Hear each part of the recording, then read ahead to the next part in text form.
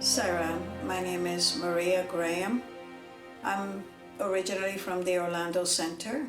I had some friends that lived in Miami, and they were the ones who introduced me to Swami. It was back in 1998. When we got home, I remember my husband and I, we started to begin to talk about Sai Baba. You know, he was kind of saying, well, you know, who is this man? Why are they so taken up with him? And so on. And we didn't give it a second thought. We just, then I would say about 6 months later, I called them because we were gonna go down to visit them in Miami. That's where they used to live. And they told us that they were in India, that they had gone to India to see Sai Baba. So that kind of really took us back, and we said, wow, they are serious about this. They really want to go and find out about who this man is. So then I said to my husband, you know what? There's usually a lot in the internet about people. I said, why don't you, just to find out, just out of curiosity, why don't you go into the computer and put Sai Baba's name there and see what comes up? There wasn't a whole lot, but there was enough for us to really get curious about it. Moving forward, when they got back, they had bought a beautiful, beautiful picture of Swami with a big smile on his face, and she put it clear across the wall of her bookshop because she used to own a bookshop. I felt like I was being pulled into the picture, and it scared me. It kind of did. And I moved away from it, and I changed my face, and I said to myself, oh my God, I feel like I'm being pulled. What is happening? But I was kind of afraid to clearly look at it. It was like, because the few times I did, I felt this pull, like. And her husband, Jose, he said to us, you guys have to go there. You have to go see this for yourselves. It's incredible.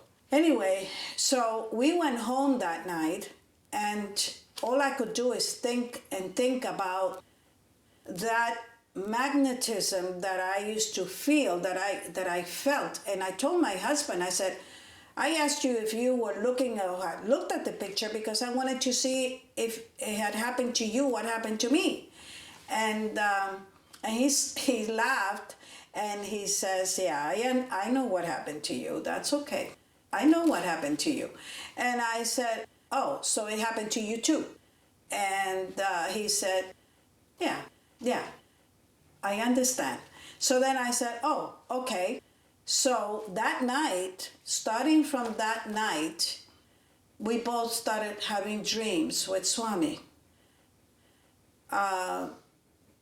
They were dreams that were incredible. The dreams like I have never experienced before. The dreams with Swami were like you used to wake up in a state of bliss, a state of ecstasy, if I can describe it that way. And I used to get up and I used to tell my husband about them. He used to tell me also that he was having dreams with Swami. Another thing that took place was sometimes we were sitting in the living room, and the smell of jasmine, a certain smell of jasmine, used to just involve the whole area, the whole apartment used to smell like jasmine. And I remember that if I was watching TV or something, I used to shut off the TV right away. And my husband used to look at me, and I used to look at him, and I used to say to him, do you smell what I smell? And he used to say, yes, very strong. I go, yes. And I would stand up and look all the way around in the room to see if I were to see something. I knew I had no flowers in my room. It was just a very beautiful, soft smell that was incredible. It used to be there for a while, and then bloop, all of a sudden it was gone. All gone. And so that was our first experience. We still had not gone to India. We went to India the year after. And of course, when we told our friends, Bernice and Jose, that we wanted to go to India, they made all the arrangements and they said, okay, we're going to go with you. And I said, okay. And we went. It was a summer in June of 2000. We got up very early in the morning, at 5 in the morning, 4 in the morning, something like that. We were up because we wanted to go to Darshan and make sure that we were able to get in because the crowds were incredible. And keeping in mind all the time, all the dreams that I had had with Swami, there was this huge expectancy of what I was going to see. What was all this all about? And so finally we got in and we sat down and so on. And all of a sudden, a pretty music started to play. And I'm looking everywhere to see from where he's going to be coming from. And so on, and when I saw his robe, and I saw him coming, walking very softly, very swiftly. It was almost like, it felt like he was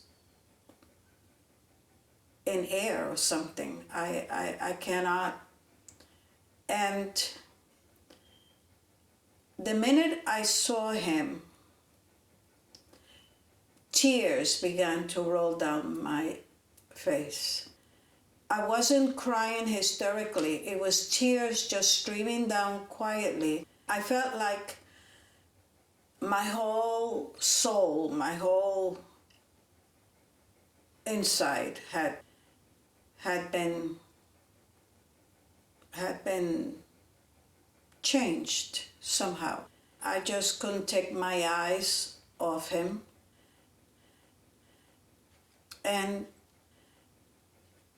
finally, at some point, I didn't see him anymore. He was gone. And I got up, but I felt like if I was trembling, like if something was shaking inside of me. And when I walked out and I finally saw my husband coming, his face was just soaked. And then I finally just let it all out. It was like a flood. And I say that with every sense of the word, a flood of tears that just kept coming out. I felt like my heart wanted to come out. And we both hugged each other, and he was sobbing, I was sobbing. I would like to say, nowhere and at no time was I ever in doubt of who Swami is.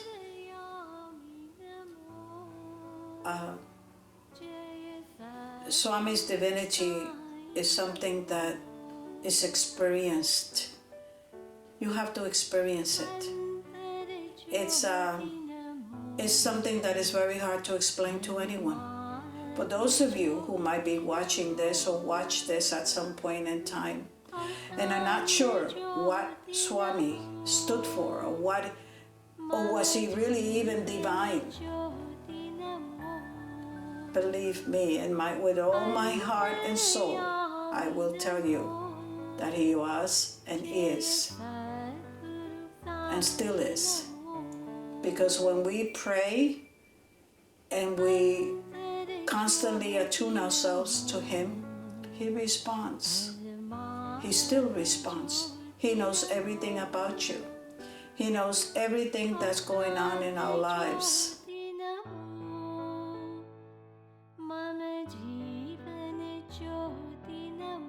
Sarah.